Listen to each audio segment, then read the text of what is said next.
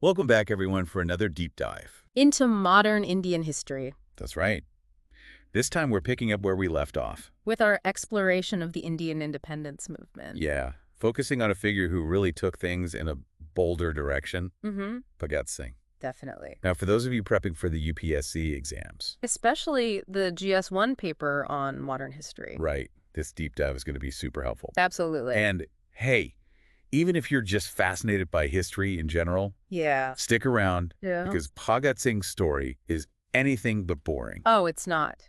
It's a journey of a young man who went from being inspired by Gandhi's nonviolent resistance to forging a more radical path towards freedom. Yeah, so buckle up. It's going to be a fascinating ride. It is. Okay, so let's quickly rewind for a second. Okay. We know from our last deep dive that Gandhi's non-cooperation movement was a huge moment in India's fight for freedom. It was a massive movement. People were boycotting British goods, institutions, Okay. everything. Everything. But then came the Chara incident in 1922, Oh. where a protest turned violent Unfortunately. and police officers were killed. Oh, it was a tragic event. Gandhi, horrified, Yeah. called off the entire movement. He felt it went against the core principles of nonviolence. And this is where Bhagat Singh's story takes a turn, right? Yes, the Char incident was a real turning point for Bhagat Singh. Initially, he was a firm believer in Gandhi's nonviolent approach. Right. But the abrupt end to the movement and the feeling that they hadn't achieved their goals left him disillusioned. Disillusioned, yeah. He started questioning if nonviolence alone could truly bring about the radical change India needed. So he's starting to have doubts about nonviolence. Mm-hmm. But to go from that to full-on revolution, Right. that seems like a huge leap. What happened next? Well, it wasn't an overnight transformation. It was a gradual process. Oh, yeah. Bhagat Singh started engaging with various revolutionary groups. He joined the Hindustan Republican Association. Or HRA. That's right. Yeah. In 1924, this organization believed in armed resistance against the British. So They felt that the only language the British understood was force, Right. and they were ready to fight back with everything they had. Wow. So we're talking about a complete shift in strategy, from peaceful protests to active armed resistance. Yes, a significant shift. That's intense. Yeah. But it wasn't just about picking up arms, was it? No, it wasn't. Bhagat Singh also founded the Naujawan Farad Sabha in 1926. Yes, he did. What was the point of that?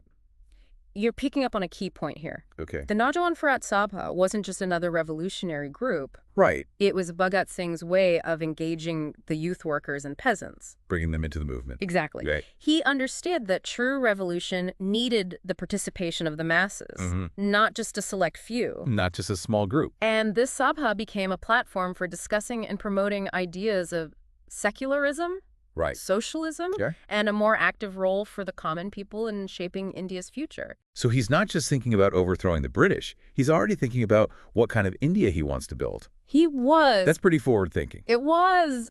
It's like he's laying the groundwork for a whole new social and political order. Yeah, exactly. Yeah. And this vision of a more just and equitable India Yes. becomes even more prominent as Bhagat Singh's revolutionary journey progresses. This is a key takeaway for you UPSC aspirants. Absolutely. Pay attention to how his ideology develops and how it differentiates him from other leaders of the time. A crucial point to remember. Okay, so we've got Bhagat Singh involved with the HRA, focused on armed resistance. He's also mobilizing the masses through the Naujawan Farad Sabha. Right. Where does the Hindustan Socialist Republican Association, or HSRA, fit into all of this? The formation of the HSRA in 1928 marks a critical turning point. Okay. It represents the culmination of Bhagat Singh's evolving ideology and his growing commitment to a socialist revolution. Okay. It's not simply a change in name, it signifies a more defined political and economic vision for the future of India. Hold on a second. We can't just gloss over that. He's transitioning from a revolutionary focused on independence Yeah. to one advocating for a socialist India. Yeah. What triggered this shift? Was it just a natural progression of his beliefs, or were there specific events that pushed him in this direction? Well, it was a combination of factors. Okay. His study of socialist literature, his growing disillusionment with the existing socioeconomic structures, and his interactions with other revolutionaries all played a part. Okay. Remember, he was already exposed to socialist ideas through the Naujawan Farad Sabha. Right. But the formation of the HSRA signifies a more concrete and organized approach towards achieving those socialist goals. Okay, that makes sense. Yeah. So the HSRA is more than just a name change. It is. It's a declaration of their socialist ideals. Absolutely. And this is where things start to heat up, right? Yes. Things are about to get interesting. The HSRA is associated with some pretty daring acts of protest. Absolutely. We're about to step into the phase where Bhagat Singh's actions truly capture the nation's imagination and cement his place in history. All right, then. Let's dive into that. So, But before we do, yeah. let me just remind our listeners, if you're finding this deep dive helpful, don't forget to like and subscribe to our channel. It really does help us out. It really helps us bring these stories to a wider audience. Absolutely. Now, let's get back to Bhagat Singh and the HSRA's daring moves. So you want to talk about bold moves? Yeah. Let's talk about the Lahore conspiracy case. Okay, the Lahore conspiracy case. Yes. This one is big. Uh-huh. Let's break it down All right. for those who need a refresher. Okay.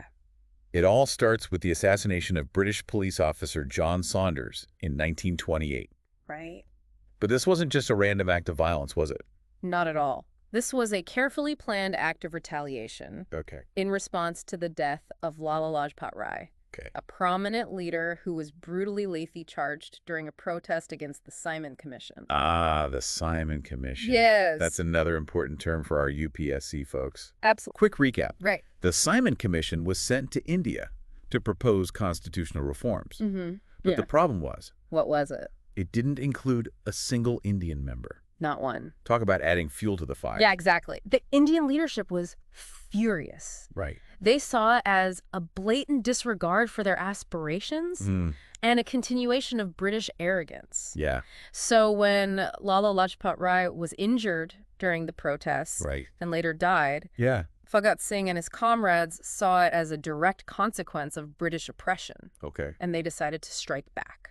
So the assassination of Saunders was meant to be a statement, It was. an act of vengeance for Lajpat Rai's death. Yes. It's interesting how this incident reveals a shift in Bhagat Singh's tactics. He's not just advocating for change. He's taking direct action against those he sees as responsible for the oppression. That's a keen observation. And it's this boldness, this Yeah. willingness to take risks and challenge the status quo that really sets Bhagat Singh apart. Right. He's not content with just talking about revolution. Right. He's ready to put his life on the line for it. And this takes us to the incident that really made Bhagat Singh a legend. Okay. The bombing of the Central Legislative Assembly in 1929. Yes.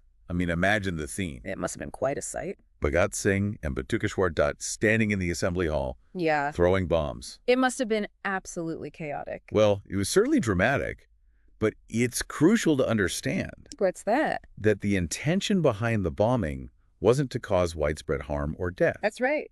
They specifically chose bombs that would create a loud explosion and scatter leaflets with their message. Yes. It was a symbolic act of defiance aimed at disrupting the colonial system and awakening the masses. A powerful statement. Wait, so they weren't trying to hurt anyone? No, they weren't. That's not how it's usually portrayed. What was the message they were trying to convey? Their leaflets famously declared, "It is easy to kill individuals, but you cannot kill the ideas." Great empires crumbled while the ideas survived. Wow. They wanted to make it clear that their fight was against an oppressive system, not against individuals. Right. It was about making their voices heard on a larger platform and inspiring others to join the movement. Wow. That's incredibly powerful. Yeah. And of course, we can't forget the iconic slogan that echoed through the hall, Which one? Inqilab Zindabad. Yes. Long live the revolution. It became a rallying cry for the entire freedom struggle. It did, and it continues to resonate with people even today. Yeah. It speaks to the enduring power of Bhagat Singh's ideas and the spirit of revolution he embodied. But here's the thing. I've always seen Bhagat Singh as a man of action, a fearless revolutionary. But you're saying he was much more than that. Absolutely. He was a deep thinker, Yeah. writer, and intellectual who grappled with complex issues of social justice, economic equality, and political freedom. Right. His revolutionary acts were not impulsive. They were driven by a clearly defined ideology. So there's a lot more to unpack here. There is. It's not just about the bombs and the slogans. It's about understanding the man behind the actions, the ideas that fueled his revolution. Exactly. And that's what we'll delve into next. We'll explore Bhagat Singh's ideology, his socialist beliefs, his vision for an independent India, and the lasting legacy he left behind. Okay, sounds good. All right. All right, so we've talked about Bhagat Singh, the revolutionary, the man of action. Now let's dive into Bhagat Singh, the thinker. Okay. We've touched upon his socialist leanings, but to truly understand his vision, we need to go deeper. What kind of socialist was he? How did his ideas differ from others? Right. And why is this important for understanding his actions? You know, you're right. I think we often simplify things when we talk about historical figures. We do. It's easy to get caught up in the events and the drama, but we forget that these were real people with complex beliefs and motivations. Yeah. So let's unpack Bhagat Singh's socialism. What made it unique? Well, for Bhagat Singh, socialism wasn't just an abstract ideology. Right. It was a solution to the very real problems he saw around him. Right. Poverty, exploitation, inequality. He believed that true freedom couldn't exist alongside these injustices. So he saw them as intertwined. Yes. So his socialism was deeply intertwined with his fight for independence. Okay. He envisioned an India where political freedom went hand in hand with economic and social justice. So it wasn't just about getting rid of the British. It was about creating a fundamentally different kind of society. Exactly. One that was fairer and more equitable. Yeah. That's pretty radical considering the context. It was a radical vision. What were some of the key principles of his socialist vision? One of the core principles was his belief in the power of the masses. Okay. He constantly emphasized the need for mass mobilization. Right. Remember the Naujawan Harat Sabha? Yeah. That was all about bringing peasants, workers, and youth into the fold of the movement. He believed that true revolution couldn't be achieved by a select few. Right. It had to be a collective effort, a movement of the people. That's actually a really interesting point. It connects to what we see happening today with various social movements. It does. The idea that change requires collective action. Yeah. It's like Bhagat Singh was ahead of his time in recognizing the power of the people. He absolutely was. And this focus on mass mobilization also stemmed from his critique of capitalism. Okay. He saw capitalism as inherently exploitative, a system that benefited a small elite at the expense of the majority. Right. So for him, dismantling capitalism was essential for achieving true equality. Okay. He believed that India needed to break free from both colonial rule and the shackles of capitalism to create a truly just society. So we're seeing a very clear picture of Bhagat Singh's ideology emerging here. Yes. He's not just anti-British, he's anti-establishment. He's challenging the very foundations of the existing power structures, both political and economic. That's quite a bold stance to take, especially in those times. It was, and it's this boldness that makes him such a compelling figure. Yeah. He wasn't afraid to question the status quo. He dared to imagine a different future for India. And he was willing to fight for it. But it wasn't just about economics and politics for Bhagat Singh. Okay. He was also a staunch advocate for a secular and inclusive India. Wait, hold on a sec. Yeah. You're saying that in a time when religious tensions were running high, Yes. Bhagat Singh was promoting secularism. That seems pretty remarkable. Yeah. Especially considering that India was ultimately partitioned along religious lines. It was a bold stand. Was he naive? Or was he just that committed to his vision of unity? Well, it's important to remember that Bhagat Singh saw communalism as a tool used by the British to divide and rule. Oh, I see. He believed that a truly free India had to be a secular one. Okay. An India where people of all faiths could coexist peacefully and participate equally in the nation-building process. Right. His vision was rooted in the belief that unity was essential for achieving independence and progress. Yeah. He saw communalism as a major obstacle to that goal. So he wasn't being naive. He was making a conscious choice to fight against the forces that were trying to tear India apart. He was. He saw secularism as a fundamental principle of a free and just society. It's amazing how his ideals continue to be relevant even today, They do. especially in a world where we're still grappling with issues of religious intolerance and division. Absolutely. Bhagat Singh's message of unity and inclusivity resonates deeply with the challenges we face in the 21st century. He reminds us that true freedom requires not just political independence, but also the freedom from prejudice and discrimination. Okay, so we've talked about his socialism, his emphasis on mass mobilization, his commitment to secularism. But what about the man himself? What were the core principles that drove him? What motivated him to make such extraordinary sacrifices? Well, one key aspect of his philosophy was his absolute rejection of personal vendettas. Okay. He believed that revolution wasn't about seeking revenge or settling scores. Right? It was about dismantling oppressive systems and creating a just and equitable society for all. So it wasn't about targeting individuals, but rather about targeting the structures of power that enabled oppression. Exactly. It's like he was saying, don't hate the player, hate the game. But instead of a game, it's the entire colonial system and the capitalist order. Exactly. And this brings us to another crucial element of his thought. Okay. His critique of both capitalism and imperialism. Mm-hmm. He saw these forces as intertwined. Okay. He believed that imperialism was fueled by capitalist greed, Right. that it was all about exploiting resources and people for profit. Yeah. So for him, true freedom meant breaking free from both. Now, this raises a really interesting question for all of us. What's that? Are these critiques still relevant today? I mean, we live in a globalized world. We do. Capitalism is the dominant economic system. It is. Are Bhagat Singh's concerns about exploitation and inequality still valid? That's a question worth pondering.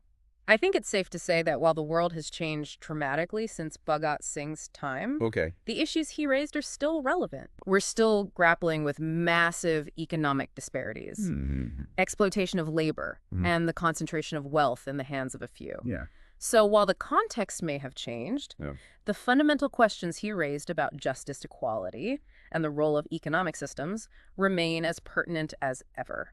It's incredible how Bhagat Singh's ideas continue to spark debate and inspire action even today. He was executed at the young age of 23. Such a young age. But his impact on the Indian independence movement and on the shaping of modern India is undeniable. Absolutely. His sacrifice became a rallying point for countless others. It ignited a fire in the hearts of the youth and fueled the momentum for change. He became a symbol of courage, defiance, and unwavering commitment to the cause of freedom. And his legacy extends far beyond his actions, his writings and speeches. Oh, absolutely. They continue to be studied and debated even today, providing insights into his revolutionary thought and the socio-political climate of the time. You're right. His prison notebooks are a treasure trove of ideas and reflections. Yeah. They cover everything from his views on socialism and revolution to his critique of religion and the caste system. Wow. These writings offer a glimpse into the mind of a brilliant and complex individual who was deeply engaged with the most pressing issues of his time. It's fascinating how, even in those dire circumstances, imprisoned and facing a death sentence, he never stopped learning, thinking, and challenging the status quo. He never gave up. It speaks to his indomitable spirit and his unwavering belief in his ideals. And this is where his legacy truly shines. Yeah. It's not just about remembering his actions or memorizing his words. Right. It's about understanding the essence of his message, the courage to question, the commitment to justice, and the belief in the power of collective action. These are the qualities that make Bhagat Singh a timeless icon. So for our listeners out there, especially those prepping for the UPSC, what are some key takeaways from Bhagat Singh's life and legacy? Well, What should they focus on? What are the things that will help them understand this era and this figure in a deeper, more meaningful way? Well, first and foremost, it's crucial to go beyond the superficial. Don't just memorize dates and events. right. Delve into his writings, explore his ideology, understand the evolution of his thought. Okay. Pay attention to how his ideas differed from other leaders of the time. And most importantly, try to connect his vision to the challenges facing India today. Yeah. How do his ideals of social and economic justice resonate with the issues we grapple with in the 21st century? That's a fantastic point. It's about making history relevant, connecting the past to the present, and using those insights to shape a better future. Yeah. And for those who want to dive deeper into Bhagat Singh's world, Yeah. what resources would you recommend? Well, there are several excellent biographies and historical analyses available. Okay. For a start, I'd recommend Why I Am an Atheist and Other Writings by Bhagat Singh himself. Okay. It's a collection of his essays and letters that provide incredible insights into his mind. Right. And for those interested in a more comprehensive historical analysis, I suggest Bhagat Singh and the Idea of Revolution. It's a well-researched and insightful book that delves into the complexities of his life and legacy. We'll be sure to include links to those resources in the show notes so you can easily access them. Great. And that brings us to the end of our deep dive into the life and legacy of Bhagat Singh. Yeah, it has. It's been an incredible journey exploring the evolution of his thought, his revolutionary actions, and the enduring impact he's had on India. We've only scratched the surface. But hopefully this deep dive has sparked your curiosity and inspired you to delve deeper into this fascinating chapter of Indian history. Absolutely. If you enjoyed this episode, please don't forget to like and subscribe to our channel. Yeah, it really helps us out. And be sure to tune in next time as we continue our exploration of modern Indian history. We'll be delving into another captivating figure and uncovering more hidden gems from India's past. Until then, keep exploring, keep questioning, and keep the spirit of Inquilab Zindabad alive. Inquilab Zindabad.